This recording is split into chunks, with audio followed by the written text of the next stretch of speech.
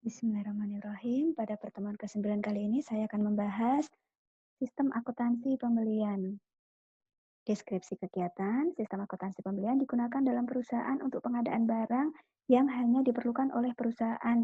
Jadi bisa melalui pembelian lokal atau impor. Fungsi yang terkait, pertama fungsi gudang. Fungsi ini yang mengajukan permintaan pembelian. Kemudian fungsi yang kedua adalah fungsi pembelian yang menentukan pemasok, dan bagian inilah yang akan membuatkan surat order pembelian. Ketiga, fungsi penerimaan. Apabila barang itu sudah sampai ke perusahaan, fungsi penerimaan akan mengecek barang tersebut mengenai jenis, mutu, kuantitas, dan lain sebagainya sesuai dengan spesifikasinya. Dan fungsi dari penerimaan barang juga akan menerbitkan laporan penerimaan barang. Fungsi akuntansi dalam sistem akuntansi pembelian ada fungsi pencatatan utang dan fungsi pencatatan persediaan. Fungsi pencatatan utang akan mencatat register bukti kas keluar atau mencatat ke buku pembantu utang atau kartu utang. Mengarsip dokumen sumber bukti kas keluar. Untuk fungsi pencatatan persediaan akan mencatat harga pokok persediaan barang yang dibeli. Jaringan prosedur yang membentuk sistem akuntansi pembelian, pertama adalah prosedur permintaan pembelian. Dalam prosedur ini, pihak yang membutuhkan atau yang mengajukan permintaan pembelian akan membuatkan surat permintaan pembelian. Apabila barang tersebut akan disimpan terlebih dahulu di gudang, maka fungsi gudanglah yang akan membuatkan surat permintaan pembelian. Nanti ditujukan ke fungsi pembelian. Kedua, prosedur permintaan penawaran harga dan pemilihan pemasok. Apabila menggunakan sistem akuntansi pembelian dengan pengadaan langsung, berarti dipilih langsung pemasoknya tanpa ada penawaran harga. Kedua, sistem akuntansi pembelian apabila dengan penunjukan langsung, di sini dimaksudkan dilakukan pengiriman permintaan harga terlebih dahulu ke beberapa pemasok. Sistem akuntansi pembelian dengan lelang, ini dibuat tim atau panitia lelang. Diuraikan secara rinci nantinya mengenai jenis, spesifikasi, jumlah barang yang akan dibeli melalui lelang. Kemudian para pemasok juga akan menguraikan mengenai penawaran harganya, persyaratan lelang. Oleh tim atau panitia lelang akan dipilih dan ditentukan. Setelah ditentukan pemasoknya siapa, kemudian pihak atau fungsi pembelian akan menerbitkan surat order pembelian. Yang keempat, prosedur penerimaan barang. Apabila barang itu sudah sampai ke perusahaan, maka fungsi penerimaan barang yang akan mengecek barang tersebut sesuai spesifikasi atau tidak. Kalau sesuai, nanti akan diterbitkan laporan penerimaan barang. Barang diserahkan ke gudang, dokumennya akan diserahkan ke bagian akuntansi. Kemudian prosedur pencatatan utang dan prosedur distribusi pembelian. Secara garis besar, transaksi pembelian mencakup prosedur berikut ini. Dimulai dari fungsi gudang akan membuat surat permintaan pembelian ditujukan ke fungsi pembelian, kemudian fungsi pembelian menerbitkan atau mengirimkan permintaan penawaran harga ke pemasok. Pemasok akan mengirimkan penawaran harga ke perusahaan melalui fungsi pembelian. Apabila sudah ditentukan pemasoknya, fungsi pembelian akan mengirimkan surat order pembelian. Pemasok kemudian menyerahkan barang atau mengirimkan barang ke perusahaan, fungsi penerimaanlah yang akan mengecek kesesuaian barang tersebut. Apabila sudah sesuai dengan spesifikasinya, diterbitkan laporan penerimaan barang. Barang diserahkan ke gudang, dokumen diserahkan ke akuntansi untuk dilakukan pencatatan, beserta dengan faktur yang diterima dari pemasok. Ada beberapa informasi yang diperlukan oleh manajemen dari sistem akuntansi pembelian ini, yang pertama, jenis persediaan yang telah mencapai titik pemesanan kembali atau reorder point. Kedua, order pembelian yang telah dikirim kepada pemasok. Ketiga, order pembelian yang telah dipenuhi oleh pemasok. Total saldo utang dagang pada tanggal tertentu, kemudian saldo utang dagang kepada pemasok tertentu, dan tambahan kuantitas dan harga pokok persediaan dari pembeli. Dokumen yang digunakan, pertama, surat permintaan pembelian. Apabila ada pemesanan barang secara rutin atau berulang kali, bisa dilakukan atau bisa dengan menggunakan traveling purchase requisition. Jadi supaya tidak melakukan penulisan informasi pokok dalam dokumen tersebut berulang-ulang. nanti traveling purchase requisition itu akan disimpan di gudang sebagai lampiran dari kartu gudang. Pada saat nanti pemesanan barang tersebut akan diambillah traveling purchase requisition ini, kemudian diserahkan ke fungsi pembelian. Fungsi pembelian akan melengkapi informasi mengenai pemasok, nomornya, dan lain-lain. Kemudian akan dikembalikan lagi ke gudang. Surat permintaan pembelian ini bisa dijadikan bukti bahwa barang ini memang benar-benar dibutuhkan oleh perusahaan. Yang kedua, dokumen surat permintaan penawaran harga. Yang ketiga, surat order pembelian apabila sudah ditentukan, disepakati pemasoknya, bagian atau fungsi pembelian akan membuatkan surat order pembelian diserahkan kepada pemasok. Keempat, laporan penerimaan barang. Apabila barang sudah sampai ke perusahaan, maka fungsi penerimaan barang akan mengecek barang tersebut, kemudian menerbitkan laporan penerimaan barang. Kalau sudah sesuai ya, barang diserahkan ke gudang, dokumennya diserahkan ke bagian pencatatan. Dokumen selanjutnya adalah surat perubahan order. Apabila terjadi perubahan order, maka dikirimlah surat perubahan order. Surat perubahan order di sini untuk rangkapnya atau tembusannya itu sama dengan surat order pembelian yang sudah diterbitkan tadi. Dan pihak yang menerima fungsi siapa saja atau bagian siapa saja itu juga sama. Jadi, fungsi yang menerima surat perubahan order itu sama dengan fungsi atau bagian yang menerima surat order pembelian. Apabila surat order pembelian dibuatlah rangkap 7, maka surat perubahan order juga rangkap 7. Apabila surat order pembelian itu ditujukan ke 5 fungsi atau 5 bagian, maka surat perubahan order pun juga sama ditujukan ke fungsi tersebut. Keenam adalah bukti kas keluar. Bukti kas keluar ini dijadikan sebagai dasar untuk pencatatan pembelian, sebagai juga perintah pengeluaran kas atas utang, dan sebagai surat pemberitahuan atau remittance advice. Ini contoh dari dokumen tembusan surat order pembelian apabila dibuat rangkap 7. Kita lihat untuk lembar yang pertama atau aslinya diserahkan kepada pemasok. Kedua, sebagai tembusan pengakuan oleh pemasok. Maksudnya tembusan pengakuan di sini adalah bahwa orderan kita itu sudah disetujui oleh pemasok. Lembar ketiga yaitu tembusan bagi unit peminta barang. Kalau misalkan yang meminta barang adalah gudang, berarti diserahkan ke gudang. Untuk keempat, arsip tanggal penerimaan diserahkan ke fungsi pembelian atau diarsip ke fungsi pembelian untuk mengetahui barangnya tersebut sudah datang pada waktunya atau tidak. Kelima adalah arsip pemasok, diarsip oleh fungsi pembelian untuk sebagai referensi mengenai informasi pemasok. Yang keenam adalah tembusan fungsi penerimaan, diserahkan ke fungsi penerimaan. Untuk kolom kuantitas itu biasanya dibuat blind atau blackout hitam. Dimaksudkan fungsi penerimaan apabila barangnya sudah datang akan dilakukan penghitungan ulang. Ketujuh adalah tembusan akuntansi, diserahkan ke fungsi akuntansi untuk mencatat timbulnya kewajiban. Catatan akuntansi yang digunakan, pertama, register bukti kas keluar atau voucher register. Apabila perusahaan menggunakan pencatatan utangnya adalah voucher payable procedure, maka untuk mencatat transaksi pembelian itu dengan voucher register atau register bukti kas keluar ini. Tapi apabila perusahaan itu dalam pencatatan utangnya menggunakan account payable procedure, maka jurnal untuk mencatat transaksi pembelian adalah jurnal pembelian. Yang ketiga, kartu utang. Ini digunakan apabila perusahaan menggunakan account payable procedure. Apabila perusahaan menggunakan voucher payable procedure, maka yang digunakan adalah arsip dari bukti kas keluar yang belum dibayar. Kemudian ada kartu persediaan di sini untuk mencatat harga pokok persediaan barang yang dibeli. Mengenai unsur pengendalian internal, kita lihat yang pertama yaitu organisasi. Fungsi pembelian harus terpisah dari fungsi penerimaan. Jadi di sini untuk menghindari misalkan ada yang tidak sesuai untuk cross check gitu ya, untuk pengecekan independen. Jadi diketahui nanti apakah barang itu memang benar-benar yang dipesan perusahaan misalkan. Kemudian juga nanti untuk menghindari yang tidak sesuai mengenai jenis, spesifikasi, mutu, kuantitas, dan juga bagaimana waktunya, ketepatan waktunya, apakah sesuai dengan SOP-nya, surat order pembeliannya. Kemudian Fungsi pembelian harus terpisah dari fungsi akuntansi.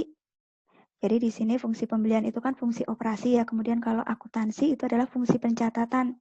Fungsi operasi terpisah dengan fungsi pencatatan. Di sini dimaksudkan untuk menjaga aset perusahaan dan jaminan ketelitian dan keandalan data akuntansi. Kemudian fungsi penerimaan harus terpisah dari fungsi penyimpanan barang. Fungsi penerimaan itu kan orang yang dirasa ahli gitu ya, tahu mengenai jenisnya, klasifikasinya, kualitasnya, syarat-syarat pembeliannya. Kemudian kalau fungsi penyimpanan barang itu adalah orang yang ahli dalam penataan atau penyimpanan barang. Jadi nanti di sini dilakukan pemisahan antara fungsi penerimaan dengan fungsi penyimpanan dimaksudkan untuk menjamin ketelitian dan keandalan dari persediaan barang. Nah, kemudian transaksi pembelian itu harus dilakukan oleh lebih dari satu fungsi, yaitu fungsi antara operasi, pencatatan, dan penyimpanan harus terpisah. Kemudian mengenai sistem otorisasi dan prosedur pencatatan. Surat permintaan pembelian diotorisasi oleh fungsi gudang untuk barang yang disimpan oleh gudang ya. Kalau misalkan tidak disimpan dulu di dalam gudang atau langsung dipakai, itu berarti oleh fungsi pemakai barang itu. Ya. Kemudian surat order pembelian diotorisasi oleh fungsi pembelian atau pejabat yang lebih tinggi. Nah, kemudian mengenai laporan penerimaan barang yang mengotorisasi adalah fungsi penerimaan barang. Bukti kas keluar yang mengotorisasi adalah fungsi akuntansi atau pejabat yang lebih tinggi. Kemudian mengenai pencatatan terjadinya utang, itu didasarkan pada dokumen bukti kas keluar. Nah, nanti dokumen pendukungnya adalah surat order pembelian, laporan penerimaan barang, dan faktur dari pemasok. Kemudian pencatatan ke dalam kartu utang dan register bukti kas keluar atau voucher register itu yang mengotorisasi adalah fungsi akuntansi. Kemudian mengenai unsur pengendalian yang ketiga adalah praktek yang sehat. Di sini surat permintaan pembelian, surat order pembelian, dan laporan penerimaan barang itu harus bernomor urut tercetak dan pemakaiannya dipertanggungjawabkan oleh fungsi yang berwenang. Kalau surat permintaan pembelian ya berarti fungsi gudang atau fungsi peminta barang. Kemudian kalau surat order pembelian berarti fungsi pembelian, laporan penerimaan barang berarti fungsi penerimaan. Kemudian pemasok dipilih berdasarkan jawaban penawaran harga bersaing dari berbagai pemasok. Jadi bukan berdasarkan karena kedekatan hubungan gitu ya antara pemasok dengan bagian di perusahaan. Kemudian barang hanya diperiksa dan diterima oleh fungsi penerimaan jika fungsi ini telah menerima tembusan surat order pembelian dari fungsi pembelian. Jadi di sini untuk cross check juga bahwa memang barang yang akan datang ini adalah benar-benar barang yang dipesan atau dibutuhkan oleh perusahaan.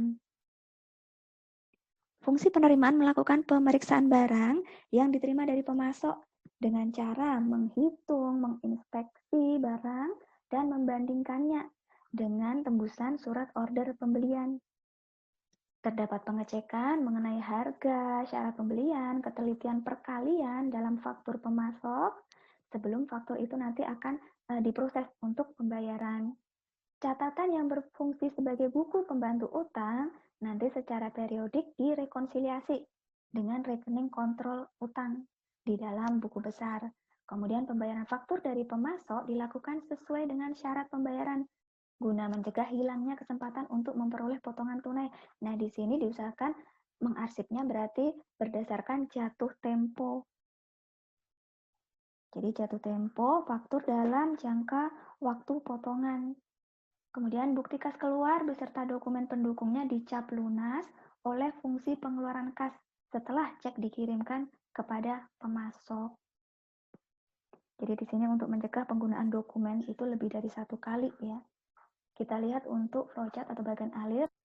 Misalkan bagian gudang yang mengajukan permintaan barang, maka bagian gudang ini akan membuatkan surat permintaan pembelian. Banyak 2 lembar misalnya. Yang pertama nanti akan ditujukan kepada bagian pembelian, yang kedua akan diarsip. Nah, setelah bagian pembelian itu membuatkan surat order pembelian, maka bagian gudang juga akan mendapatkan dokumen tersebut untuk diarsip. Setelah barang datang ke perusahaan, bagian penerimaan akan mengecek barang tersebut dan menerbitkan laporan penerimaan barang. Nah, gudang juga akan menerima LPB yang nantinya akan dijadikan dokumen sumber sebagai pencatatan ke kartu gudang. Bagian pembelian setelah menerima surat permintaan pembelian dari bagian gudang, kemudian membuat surat permintaan penawaran harga yang ditujukan kepada pemasok. Nanti pemasok akan memberikan jawaban dengan mengirimkan surat penawaran harga. Setelah diterima, akan dibandingkan harganya. Menerbitkan di sini adalah dokumen perbandingan harga. Dipilih oleh bagian pembelian. Setelah ditentukan, akan diterbitkan surat order pembelian yang akan dikirim kepada pemasok juga. Nah, misalkan di sini untuk surat order pembelian itu dibuat 7 lembar. Jadi untuk surat order pembelian yang pertama dan kedua nanti ditujukan kepada pemasok. Kemudian yang lembar ketiga akan ditujukan kepada bagian penerimaan. Lembar keempat akan ditujukan kepada bagian utang, lembar kelima ditujukan kepada bagian gudang. Nah, untuk lembar keenam nanti akan diarsip bersama dengan surat permintaan pembelian, kemudian surat penawaran harga dan penawaran harga diarsip sementara berdasarkan tanggal, dan untuk SOP ke-7 juga akan diarsip ke bagian pembelian. Nah, setelah barang itu datang ke perusahaan, akan diterima faktur dari pemasok. Faktur ini diperiksa dulu, kemudian akan diserahkan ke bagian utang. Nah, di sini kita lihat bagian penerimaan, menerima SOP dan juga menerima barang beserta dengan surat pengantar dari pemasok. Akan dicek barang tersebut sesuai atau tidak, kemudian akan diterbitkan laporan penerimaan barang atau LPB. Misalkan di sini LPB ada 3 lembar. Jadi LPB yang pertama nanti akan diserahkan ke bagian pembelian, kemudian lembar yang kedua nanti akan diserahkan ke gudang, kemudian bersama barang ya, kemudian yang lembar ketiga beserta dengan dokumen surat pengantar dan SOP 3 tadi akan diarsip bagian penerimaan. Kita lihat untuk bagian utang, setelah menerima dokumen SOP, LPB, dan faktur, nanti akan dibandingkan sesuai atau tidak, kemudian dibuatkan bukti kas keluar. Bukti kas keluar inilah yang dijadikan sebagai dokumen sumber dalam pencatatan register bukti kas. Nah, nanti untuk dokumen yang lain akan diarsip. Nah, apabila sistem akuntansi pembelian itu dengan pengolahan data elektronik, di sini bagian utang, setelah menerima faktur, kemudian laporan penerimaan barang, surat order pembelian, dari bagian pembelian akan mengisi batch transfer form. Nah, batch transfer form di sini beserta dengan dokumen tadi nanti akan dibuatkan daftar log and control total. Nah, di sini kemudian dokumen BKK dan batch transfer form akan diserahkan ke konversi data. Nah, oleh konversi data akan diproses untuk menghasilkan arsip transaksi pembelian. Ternyata nanti BKK dan batch transfer form akan diarsip ya. Nah, kita bahas untuk yang arsip transaksi pembelian dulu di sini dalam peta magnetik di sini. Ini nanti oleh bagian operator komputer akan diproses. Di sini terlihat ada 4 proses. Dari run pertama dulu. Di sini arsip transaksi pembelian akan diproses ke run pertama yaitu sort and edit. Jadi meliputi kegiatan editing arsip transaksi pembelian. Nah, outputnya adalah arsip transaksi pembelian yang valid dan ada printout-nya yaitu mengenai data yang salah, yaitu penyimpangan dan kontrol total. Ya. Kemudian kita lihat di sini untuk arsip transaksi pembelian yang sudah valid, ini akan diproses ke run 2. Di sini meliputi pengolahan transaksi pembelian yang valid tadi atau sudah benar tadi untuk mengupdate arsip induk utang dan arsip induk persediaan. Nah, outputnya di sini adalah laporan kesalahan atau penyimpangan dan kontrol total, kemudian register bukti kas keluar, kemudian ada juga arsip induk utang yang diupdate, dan juga arsip induk persediaan yang telah diupdate. Nah, kita ke arsip induk utang yang sudah diupdate. Di sini ada run 3, jadi pengolahan pembayaran bukti kas keluar. Di sini meliputi ada 2 run. Run yang ketiga di sini adalah arsip induk utang dibaca untuk mengidentifikasi bukti kas keluar yang telah jatuh tempo untuk dibayar, dan outputnya di sini dihasilkan pita bukti kas keluar yang harus dibayar. Nah, kemudian arsip BKK yang akan dibayar ini ke run 4. Jadi pita bukti kas keluar yang harus dibayar diolah untuk menghasilkan cek, kemudian register cek, dan untuk mengupdate arsip induk utang. Ini cek beserta remittance advice-nya ya. Nah, kemudian untuk register bukti kas keluar, kemudian penyimpangan dan kontrol total, ditambah lagi dengan BKK dan batch transfer form tadi, ini nanti yang akan diarsip oleh bagian utang. Sementara untuk cek, remittance advice, register cek, kemudian kontrol total, ini nanti akan diserahkan ke kasa untuk proses selanjutnya. Di sini ada beberapa contoh untuk dokumen maupun catatan.